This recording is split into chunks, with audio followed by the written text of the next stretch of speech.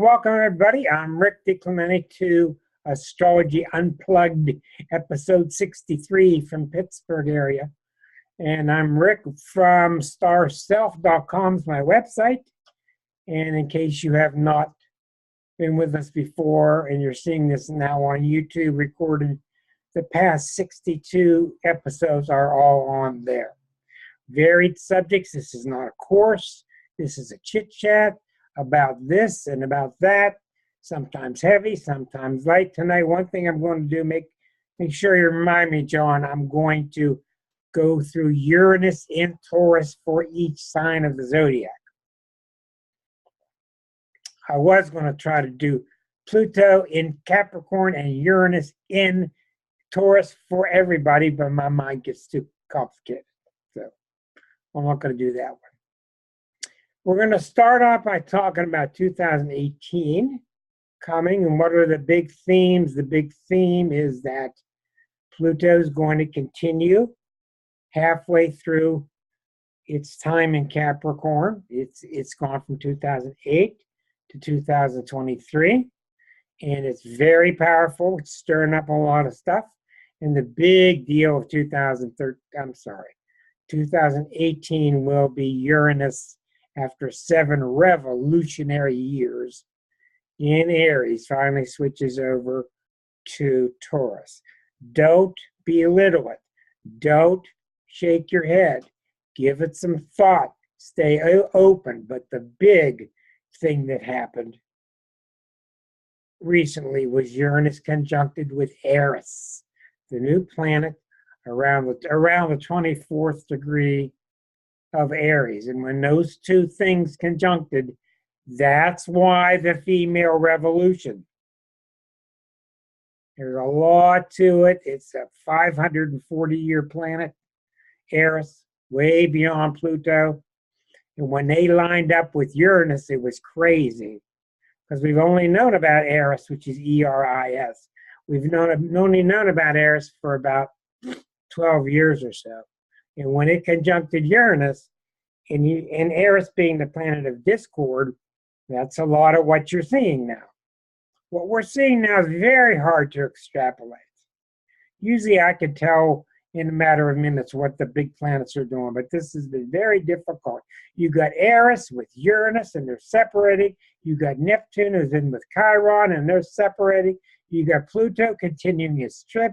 You got Uranus that's been square to Pluto many times.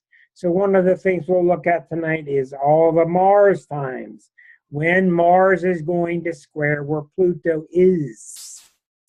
There's an eclipse right opposite Pluto this year to the same degree. So these Plutonian times are, in fact, nuclear threats.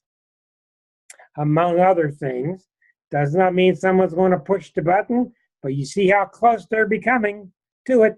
Their fingers are above it. And that's all because of the background of Pluto. So we'll delineate when Mars is going to combine with Pluto. And those times are the times we need to send out extra prayers. We will start out by looking at the midnight chart. When that ball comes down, it's ooh. When I was little, being born on the 1st, I thought everybody in the world was counting down my birthday. When that ball comes down and hits the bottom and it goes New Year's, I thought, I was a little kid, I thought everybody was celebrating. And I'm, hey. But we will do the chart of that moment. And the heart of the country is Washington, D.C., of course. So that chart is a given. That's a strongly placed chart. We will share screens. There it is. Voila. There's your midnight chart coming up. Washington, D.C. What do you see at the top of the chart is the moon. Look at everything else here and look at the huddled masses. Look at everybody huddling around the nadir. The nadir is like the fireplace. It's the centerpiece of the house. It's the public, the moon. The 4th house is the public. So I think people are scared. They're scared. They're huddling around. They're trying to be safe. Meanwhile, Pluto has been stirring up so much stuff. It'll continue. And the one aspect that, well, there are two aspects here that are kind of promising, really. The Uranus continues to be the rebel. These are the people fighting back for individual rights. The Mars-Jupiter is another symbol of the masses joining together with good intention to try to get the upper hand on the plutocracy. But the fact that these four planets are ganging up around the nadir is very symbolic of the masses are scared. I'm not going to tell you the masses are in for it because you already know that. It's a tough time. It's Aquarius time, and it's a time when we have to decide what our new country is going to look like. It can be done. Okay. So the first thing is first. Pluto is going to continue its trip through the middle degrees of Capricorn. You've seen what it's done since late 07. You saw what it did when it went into Capricorn in 2008. It makes people wear hats while they're on the internet. It's kind of weird.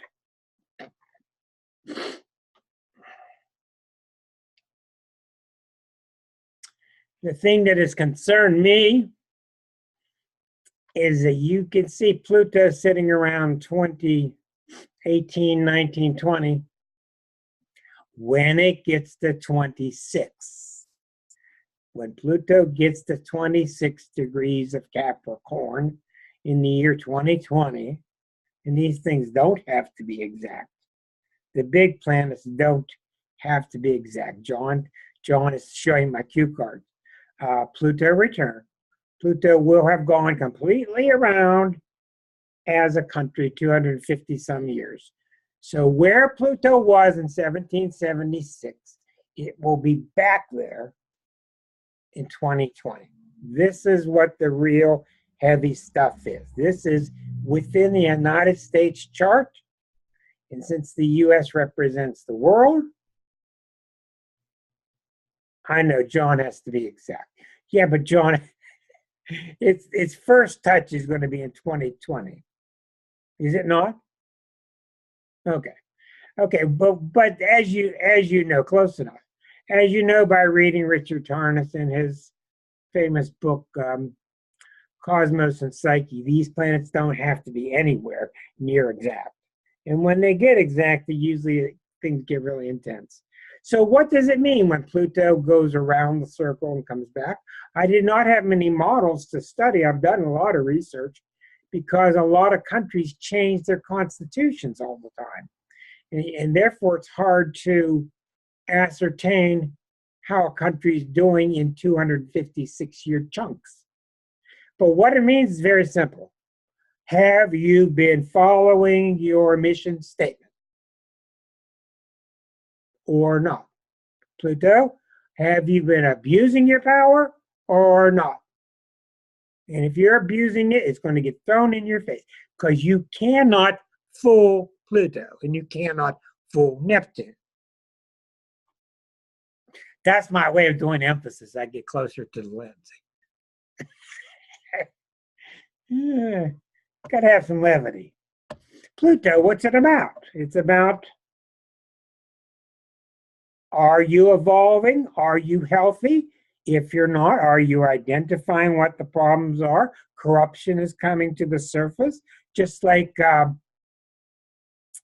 in the bodily functions when things come to the surface for cleansing. One of the common problems with Pluto, even with a person's body, is too much. You'll benefit by this, Karen, being a healer. When Pluto's near you, oftentimes the person gets sick, and the reason they get sick and they get cancer scares, a lot of times the cancer scare goes by. But a lot of times what happens with Pluto, it dislodges all of the toxins in the body into the bloodstream. And a lot of the sickness is fevers and ticks, and you just got too much toxins released in the bloodstream at once. But that's Pluto's job, is to go back in the corner and find all the dirt and the corruption and dig it out. So there have been a lot of really bad things happen in the last 10 years, 9 years, and a lot of good things. The difficulty is so much at once. Secondly, Pluto in Capricorn is particularly difficult because Capricorn rules your institutions. So have you seen any disruption or decay or corruption in your institutions in the past 9 years? No, everything's hunky-dory.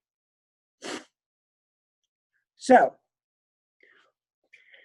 when Pluto levels out, there are periods when it's sharp and there are periods where it calms down and people go, woo, because people think it's going to be over with that sin. This is not the case with the big planets. And you get that in your head from watching these newspaper articles or magazine articles that talk about Venus and the moon and the sun. And these are little periods of a day or two or a week or a month. Pluto's 15 years in Capricorn. So when it calms down, people tend to start to slack. And when you tend to start to slack, which means you're not working on cleansing your own stuff, Mars comes along as soon as you're asleep too long, and wham! And there's no doubt in my mind, I've been watching it closely, when Mars hits you, when Mars combines with Pluto, that's when all this stuff hits the fan. But it's like a spiral. I've been definitely watching this. Each time Mars has hit, since 2007, it's been worse, graver. And I've been telling you all along, and I'm going to keep repeating it because it's the story. What is Pluto doing in our chart? It's trying to get us as Americans to start to play on an even keel with the rest of the world. The more we continue this stuff about we're better than everybody, this is the best place to live on the planet, and all that stuff, what are you starting to see? People are meeting without us. The Brits don't want our president coming to visit. People are starting to live without us. The role is going to change. As an individual, when Pluto hits you, one of the things it does, it makes you pay the price if you've been abusive.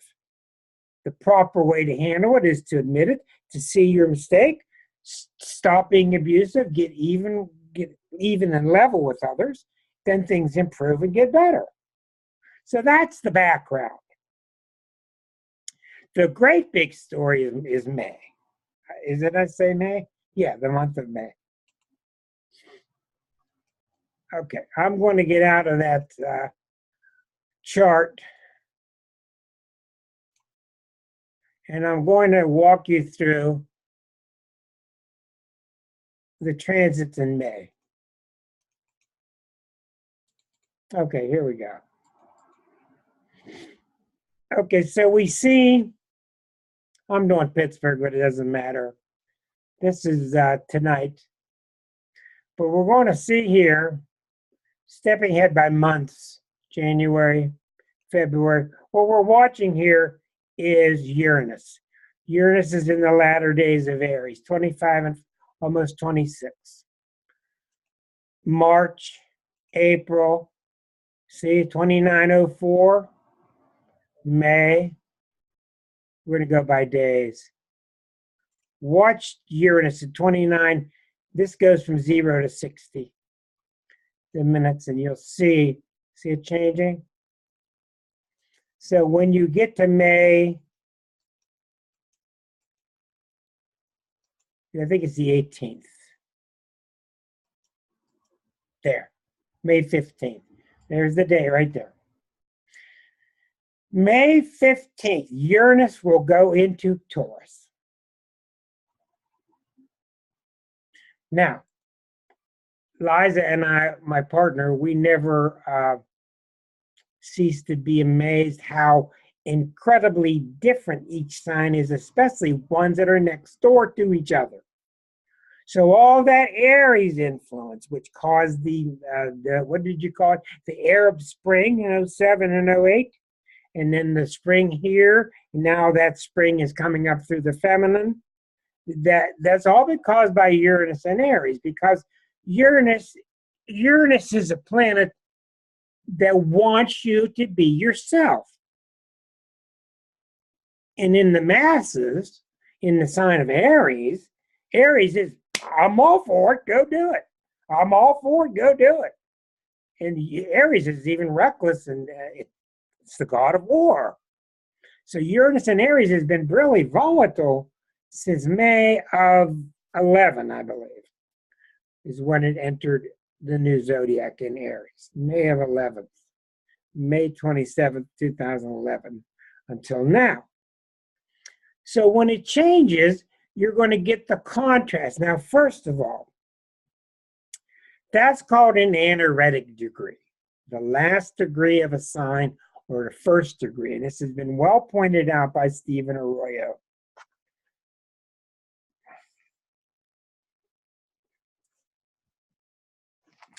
When a planet leaves a sign, when a planet leaves a house, it ingresses into the next sign, it ingresses into the next house. But before it does, and Arroyo's right about this from Discovery, he's one of the finest American relationship astrologers, he's now retired. The planet stops at the edge of the stage, just when like an actor going off the edge of the stage.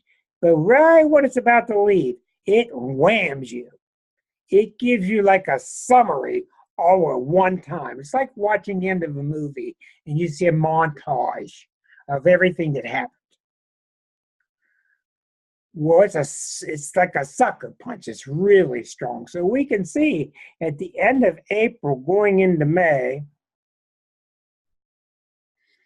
Uranus and Aries is going to let us have it. Now, it can be really good. It can be really bad. It's usually both.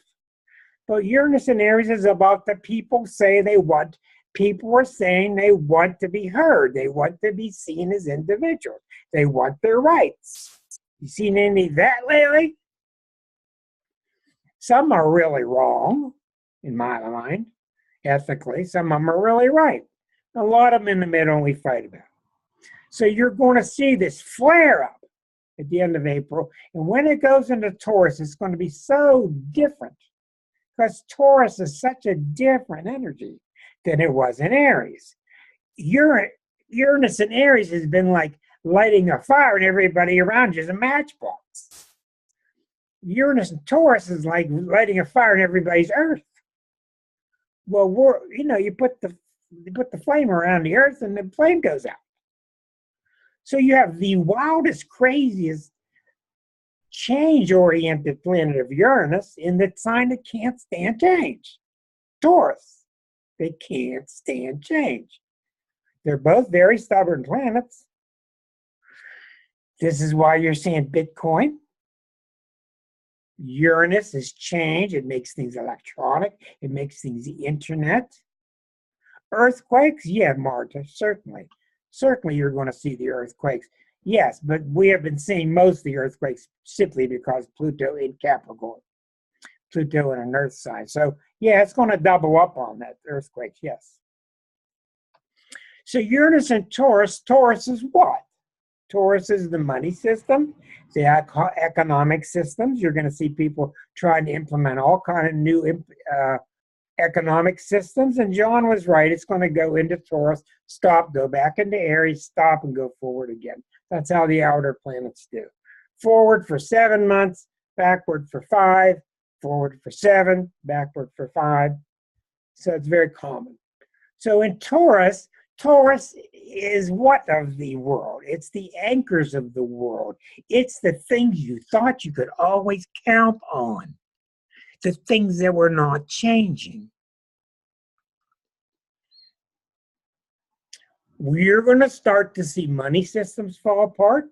You're going to start to see economies break down. You're going to start to see silver and gold bases of monetary systems change wildly. On a personal level, Taurus is very misunderstood, I think. And Taurus has mostly to do with self-worth. How do you feel about what you're worth? You're going to see a revolution. More focus on cyber currencies? Yes, definitely. What I'm doing is I'm reading some of the chats that are coming up on my screen. Yes, as we talked about Bitcoin and things becoming more electronic. The other day I was in a restaurant and I had to go through 9 different people before I could get change for a 20.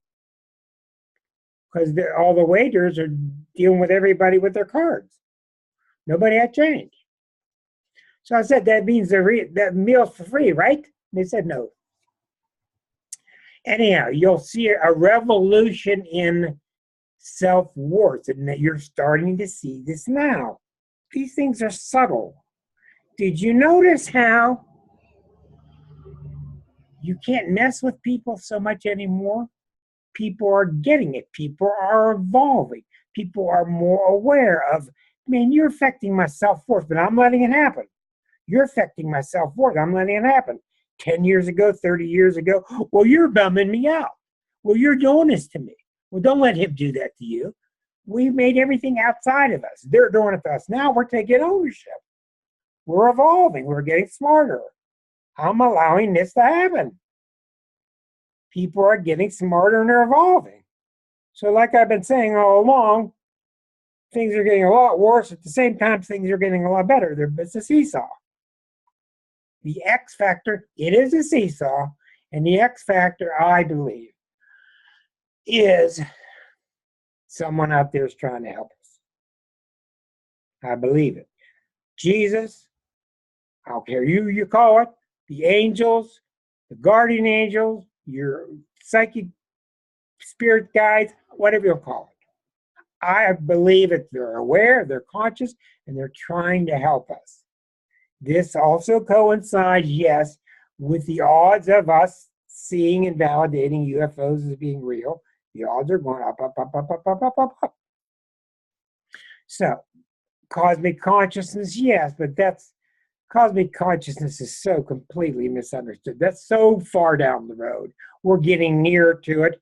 We're getting better at it. We're getting away from churchology, from church dogmas. We're starting to see the true possibilities of God inside of ourselves.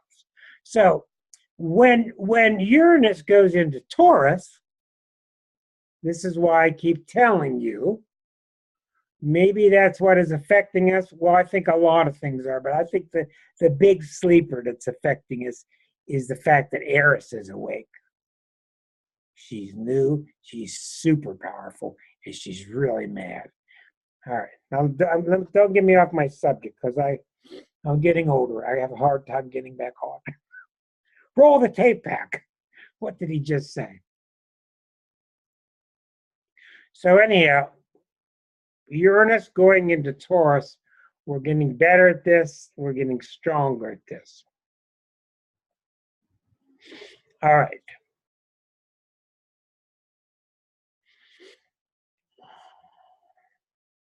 During the year, this is really important, as Pluto continues its movements 19, 20, 22, 23, 24, 20, 19, 20, 21, back and forth in that second third of Capricorn, we have to watch when Mars gets involved. And I'm going to give you dates, and this is when you want your pencil out, because these are the dates that things are going to flare up across the board, and especially in your own area. Let me explain to you what that means. When Pluto, let's say you have a planet at 20. I'm not going to be reading the chat messages right now. I'm just getting too distracted, so I'm going to stay tuned to this. So please, if you have notes and ideas, write them down for after the hour, and when we come back and open it up to you all, then we can address them. I'm sorry. Let's say you have a planet around 20, and Pluto's sitting opposite your planet. Pluto's at 20, your planet's at 20. That sets up an era where you had better do some deep work on that area of your life. Now, as Pluto goes back and forth and gets exact Some planets are more intense when they're exact than others, but yeah, you'll have really intense experiences. But when Mars comes along and gets here, or here, or here, or here, the 4 compass points, and adds on, like jumping on the pile, man, this thing get really aggravated. Now, it's easy to see what Pluto's been doing in the United States chart. It's been having us mess with North Korea and with all the nuclear issues. In other words, we can have thousands of warheads, but you can't have any. That's our attitude, because we're the ones that are going to use them, right? Even though we're the ones that dropped 2 on people. In history, no one's done it except us. But we're going to tell you what's right. So we're the police of the world. So when you go into the chart, you'll see this. Let's go back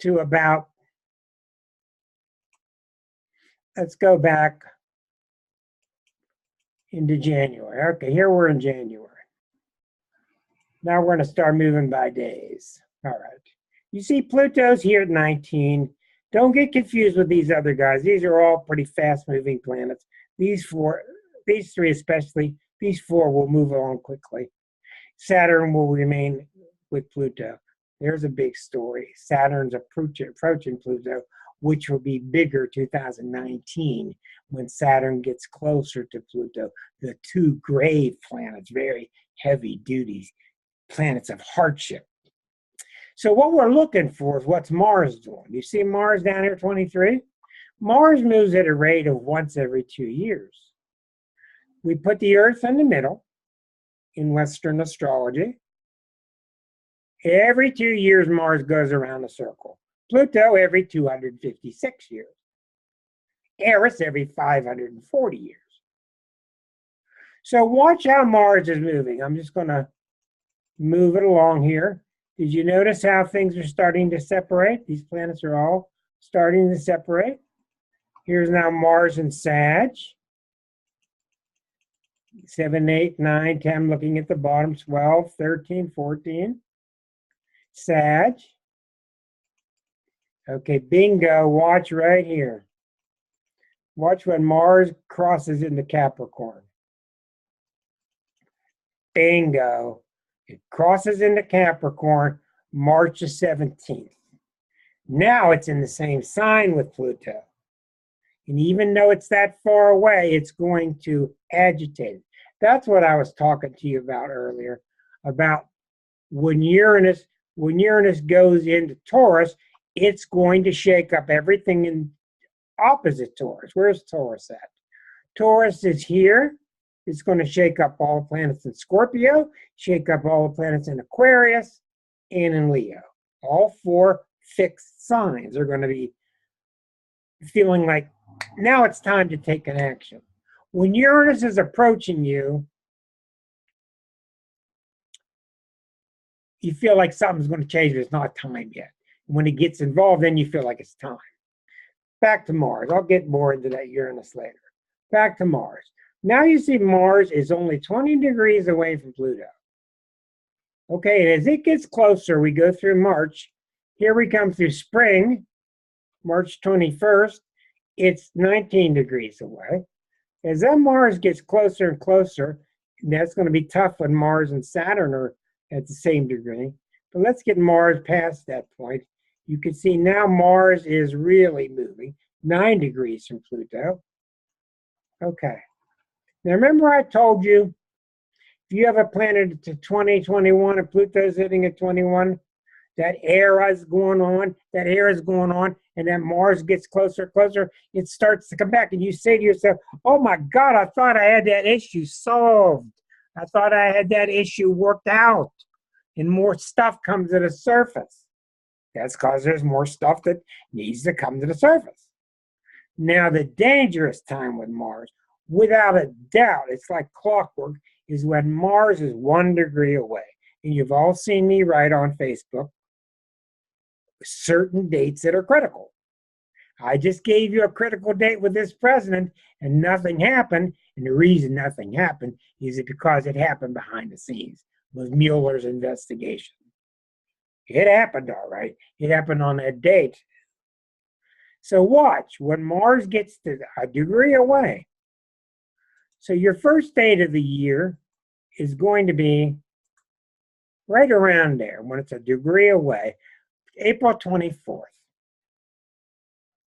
It will continue while Mars gets exact on the next day. But when it gets a degree away, that's when the planets say, look, I've been telling you to deal with this thing. And if you're dealing with it, it's great. It works out and you can make breakthroughs. But if you have not been dealing with it, it gets in your face again. And what's the it? It's very simple. The it is what are your obstacles to your own evolution? And it's particularly hard on people that stay in relationships when they know they got to get out. They've tried to change it, they can't.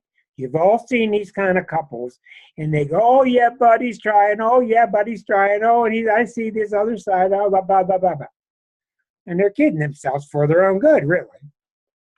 Well, when Mars comes back to something like this, if you got a planet involved, like the moon here, I don't want to be around when it hits. That's why this is so dangerous, and it's so dangerous planetarily with North Korea, Iran, etc. Then we go ahead by months, and you see Mars calms down because Mars gets out of the way, and it calms back down, and we tend to repress it again. And this just goes on and on each time, but it's like a spiral. Do you notice how the international strains now are much, much more severe than they were a year ago, or 2 years ago, or 3 years ago? There's more at play now, and it's because we're not dealing with it. We're not settling the problem. So we're now looking for the next time Mars hits at a right angle. There are other times too, but these are the big times. So we're looking to see, okay, Mars is, of course, it retrogrades every now and then too. You see Mars is starting to square. The right angle is starting to form. So when Mars gets to 20, here's your second time of the year. When Mars gets to right there, 20, Pluto's at 21, Mars is now at 20, that's called a square. So we're looking at the January 30th of 2019. So we're only getting 2 times, we're only getting one really dangerous time from Mars during the whole year, and that's because Mars is getting ready to retrograde. That's why Mars is moving so slowly. Mars and Venus, let's get this straight. All the planets retrograde except the moon. And of course, you only hear about Mercury, which is the most meaningless one. The outer planets go forward for 7, backward for 5. The middle planets, Mars and Venus, they don't retrograde very often, but when they do, they sure stir things up. And the reason they retrograde is because they are closer to the sun. Venus is closer, Venus and Mercury are closer to the sun than we are. Mercury is like clockwork. Every 90 days goes backward for 21 days. 90 days, 21 days, 90 days, 21. All you got to do with that is type into Google Mercury retrograde dates, and it'll show you the dates when it peaks and when it subsides. So what did we see? An April date, the April 24th date. That's the real big one. That's the real time that Mars will agitate that Pluto. Now, one of the reasons that we've been through so much tumult in the past several years is not just because of the discovery of Eris, but because Uranus and Pluto have squared each other 7 times. When a planet hits you, it hits you an odd number of times. It hits you 1 time, 3 times, 5 times, or maybe even 7, which is rare. And that one actually squared itself 7 times, 2012, 13, 14, 15. And that's why you saw all of this stuff fly up in the air. with equal rights, with Medicare, Medicaid, all that stuff. So Uranus and Pluto did that 7 times during that 3 or 4 year period. Sometimes, if you're lucky, a planet goes by and hits you just once. Most of the time, planets hit you 3 times. It hits you, stops, it goes back over, stops, and goes forward. That's the norm. But you have to look into the ephemeris to see how the planet is moving. So we see everything is going to be triggered by spring. And then we get into April, and this whole issue is going to come back. And I would not want to be Japanese with these people trying to shoot these missiles over my island. This is a very uncomfortable situation. But it depends not on our anti-missiles. It depends on how we're behaving. We're not making the quantum leap yet, and that's where quantum physics is showing us the direct connection to behavior. Are you behaving with love and inclusivity, or are you not? And if you're behaving with, we're going to protect our stuff, we're going to take your stuff, we're going to guard our stuff against your stuff, then you're bringing on more separation. How Marilyn? Marilyn's a big, big believer in the oneness. So I'm not going to get on pedestal and preach here, but the planets operate for only one provision, and that's to head you towards oneness. Not because it has a favorite, because that's what's real, and everything isn't. Everything else isn't. That's why the planets get stirred up. That's why a lot of readings I do with people, I get to the end of the reading and I say, I'm not worried about you a bit. You know, after 40 years of reading for people, most of my readings are very, very good. Nowadays, not in the past. And it's because people are sent to me, somebody's watching, people are sent to me when they really want to work on themselves. And all I do is confirm it. I give them dates, but I know what to listen for. I know. I don't want to hear about your car and your job and all that stuff. I mean, I'm listening to you when you tell me, but what I'm hearing is one thing. Are you open to God's grace? Is the channel of life flowing through you, or do you have it blocked? Oh, Rick, I'm not feeling good, and I lost my job, my car's bad, blah, blah, blah, blah. And you know, we all have our things. And I can directly connect it to, you've shut off life. Most people shut it off. Why? Too much pain. I understand it. You think shutting off life's going to make it better? So what I'm really pleased with my clients, it's the ones who realize that, the ones who realize when they stop dancing, that phrase, Hopi Indian phrase, when did you stop dancing? Everybody can tell you when they stop dancing. They'll give you the date. Usually it's when they had their heart broken. But they pick it up. They try to start cleaning their life again. They make efforts to. The best thing you can do astrologically is to start to separate yourself from people around you who are toxic. Or maybe you've never been able to say no. That's the biggest one. Guys say yes all the time. Guys say yes all the time because you won't be accepted if you don't. And people start to say no. You don't have to be nasty. People start to say no. Your life just starts going up. So I know what to listen for. And I can tell when people are getting back on track. And then they think I'm magical. Well, I'm not magical. I'm just merely reading the undercurrents. In other words, you wouldn't be sent to me if you weren't trying to clean up your act. You would not be sent to me. You would not be able to make an appointment. You wouldn't hear of me. Or if you're doing things wrong, you may be sent to the wrong astrologer who tells you the wrong things. Sparrow, wow. What a shock from the past. Nice to hear from you. When you're out of sync, you draw people to yourself that are out of sync. Because that's what you want. You want the light turned out. You've noticed depressed people. You go to their house, they got every light out. And then you see them again and every light's out. It's down to just the TV. That's what they're doing inside. Sad. Okay, let's move on. Let's go through the eclipse periods. I'm going to point out one especially. Okay. I was looking at this one eclipse I want to really point out. It looks really fascinating. I believe it's this one. Yeah, this is the one. See if it comes up on your screen. This is heavy duty. You see the sun and moon at 20 degrees of Cancer. July the 12th, write this one down. And what are you going to get? Oh my God, the newspapers, there's an eclipse. Oh, don't watch it with your eyes.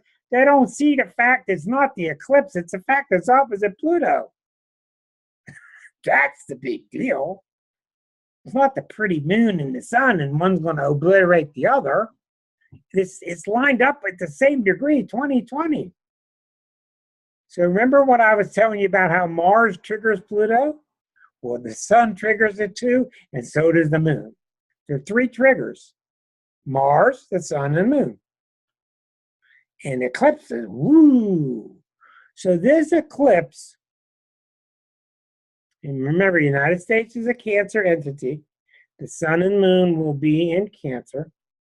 But the orb is so close, the guitar string is so tight between the eclipse point and the Pluto point. You're going to see July 12th around that time, and eclipses can activate anywhere from 10 days before, 5 days after. Eclipses bring awareness. I can see this so clearly now. I can see this.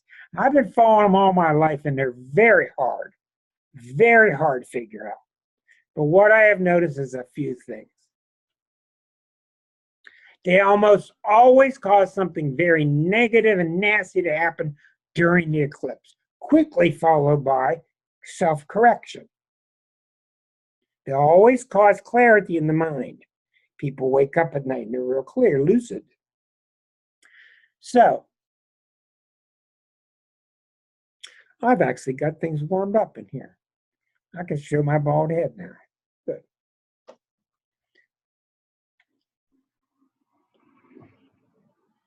What you can look for during that time: countries coming to agreement. Somebody might actually launch one. They might, I don't know.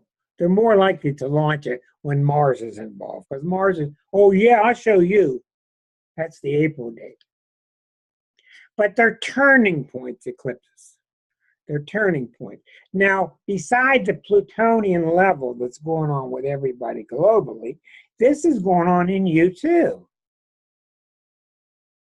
So all these turbulent, Pluto part of you, to help me identify it with you, the Pluto part is the deeper part of, I've got to mean more. I've got to have more substance in life. I've got to have more purpose in life.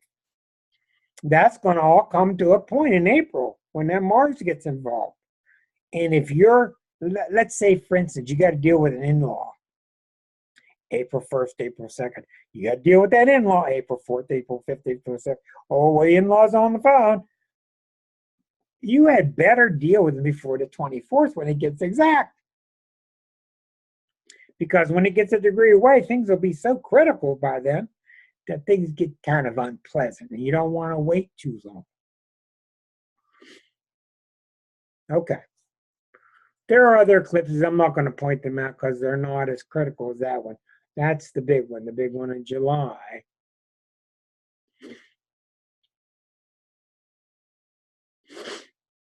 Okay. Many other things are happening. During the year, Neptune and Chiron have been traveling together for the last several years, and as they've been separating, Neptune's becoming more of Neptune. He's in the sign of Pisces, which is a sign that she rules. Chiron is in there too. And they were really powerful when they were together. That's why you saw healers coming out of the woodwork. And they came from massage people, which we saw, and I saw that when Saturn was in Sag. When Saturn was going through Virgo, I told people, massage people, the schools are going to be breathing over with number of massage students. And they did.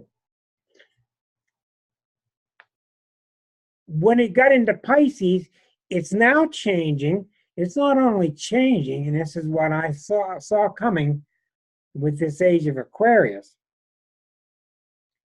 And I can even notice with Karen. Karen's a good barometer for me because I've known her 13 years, and she's just constantly upping her skill set as a brilliant massage healer, energy healer. But what happened in the past 20 years is everything you heard was energy, energy, energy, energy, energy. Got good energy, got bad energy, got fix my energy, got do some energy work. What do you want to do? I want to do energy work. What kind? Energy work. I want to do energy work. That's starting to fade now too, not because the energy's gone away or solved, but it's being replaced now with intention. It's becoming finer. That's what Neptune does. It refines. Get closer to the source. That's why we have healers now which don't even need to see you. I got a psychologist here in Pittsburgh that I'll talk to on the phone, and I won't even tell her what's bothering me. And I'll sit in quiet, and she'll sit there with an image of me, and she'll go through these different charts she has. And all of a sudden, this part of my body starts feeling better. Space means nothing. Nothing. Quantum physics through what we had our quantum physicist on here. What did we talk about? How two particles change at exactly the same time? Exactly the same time, regardless of how far apart. Entanglement. That's the new word that has the physicist in an upward. They can't understand it. And the quantum physicists are showing us by reminding us that there is no space. That's why there's a whole school of thought now that the Big Bang never did happen, because there was no before, no after. Everything just is.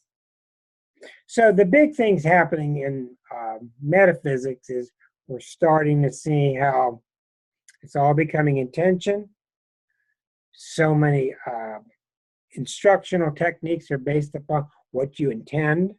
It looks like it started with The Secret, but it started long before that. But we're starting to see, and you healers, you all know that if you're fighting somebody's intention, you're not going to get anywhere. What do they intend? Which means to me that we're all living at a more conscious level. And it means to me that we have brought about this chaos with our government. We have brought about this decay in our country. And it's got us scared to death. You see all those planets huddled around the nadir? All those planets at the bottom of the chart, the first chart I showed you? We don't know what to do. We're not sure. The reason we're not sure is because our reaction is to go depend on some institution. But they've all decayed. We can't depend on an institution such as a church. I mean, some of you may in some ways. What it's really saying, we have to come back to intention within ourselves. That's what it's saying. That's what it's saying. And if you got negative intentions, it's going to bite you in the butt. There's no way around it. Because you cannot do to the other.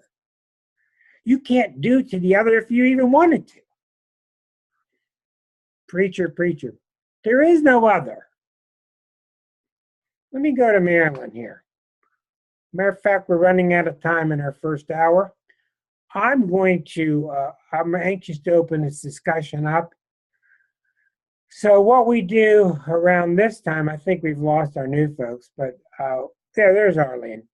What we do at this time, Arlene, is us YouTubers, we call us. No. We're the unpluggers. And we say goodbye to the YouTubers. And this will appear tomorrow afternoon on YouTube under episode 53. Thank you for being with us.